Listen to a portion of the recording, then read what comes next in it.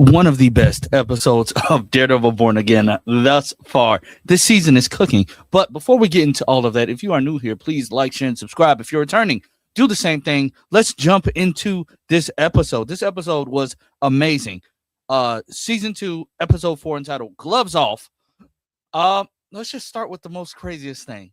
Vanessa, you didn't listen, and now you're dead. Fisk, you thought you were trying to protect your wife. I understand all of that. I respect that. You inadvertently caused her death. She thought shooting a person with perfect aim, a person who never misses, you thought shooting him one time was going to stop him? No.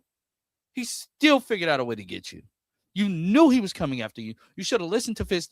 The way her red dress at the beginning of the episode foreshadowed that her white dress would be covered in blood later on. Wow, wow. This episode cooked on so many levels. But let's start off with the easiest thing. Angela. I love that Angela is stepping into the role of White Tiger. I loved the conversation that she had with Matt, where he basically asked her, like, do you know the responsibility that this comes with? Are you ready? First of all, Matt was just aura farming that whole entire time. Kingpin, I'm going to be jumping around because this episode was nuts from beginning to end, but I'm taking care of like the little smaller little nuggets.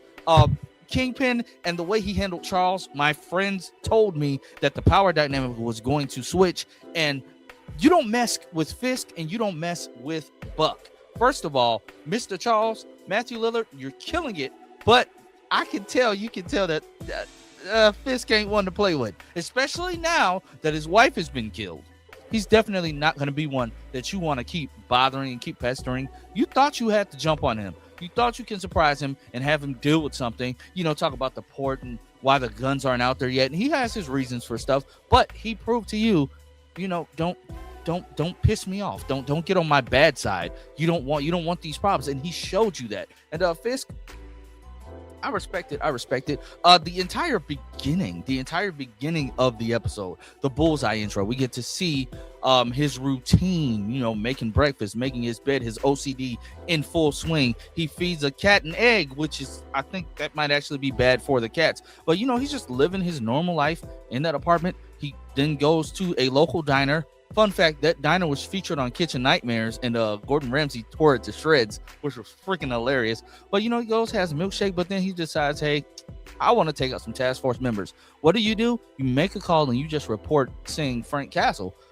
Why you wouldn't report seeing Bullseye? I don't know. But, just report Frank Castle. He puts in a false report. They come in. He says, oh, my God, he has a gun. Those officers did not know what they were walking into, and they were walking into their deaths. I mean, it was steak knives flying everywhere.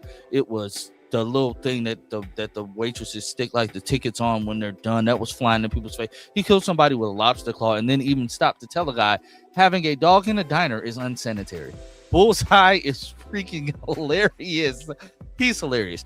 But then seeing Matt go back there in dressed as a vigilante task force member, just fooling everybody, but doing the detective thing that we saw in the original series, I loved that callback. I love that. We even got a flashback scene to the original show as well. And this episode had a lot of callbacks to that original scene because with Fisk and his, the charity boxing match that he's doing, it's in the gym that Matt grew up in with his dad. It's in that gym, and that has a lot of memories, and that's the main reason why it's there. He wants to attract Matt there as Daredevil, and he wants to also attract Bullseye there.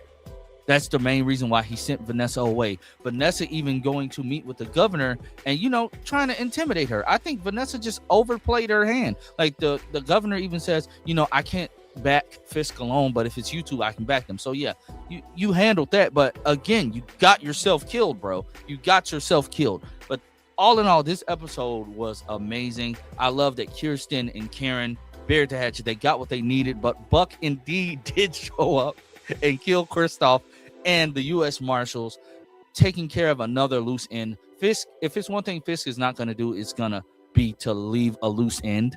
And I understand that. But all in all, this episode, dog, the Bullseye and Daredevil fight, he knows how to fight Daredevil. He knows how to handle that. Daredevil is clearly not Daredevil. Bullseye is clearly unhinged. Like, we all know he's suffering from that mental break. We know what's happening. We know what's happening. I loved how, like, when he was stretching and he was stretching those muscles in his wrist. I loved that little key detail. This episode was great, and I can't wait until next week. This show is cooking week in and week out, and also we know that the Defenders are returning next season. I can't wait. I'm glad that they are filming now. That means it will be out next March. I'm glad we don't have to wait years and years for this show. I'm glad that it's coming out yearly. I really appreciate that one key detail. But all in all, this episode was a 10 out of 10. I thoroughly enjoyed it, and I hope you did too. Let me know some of your favorite moments in the comment section down below, and I'll catch you all next time.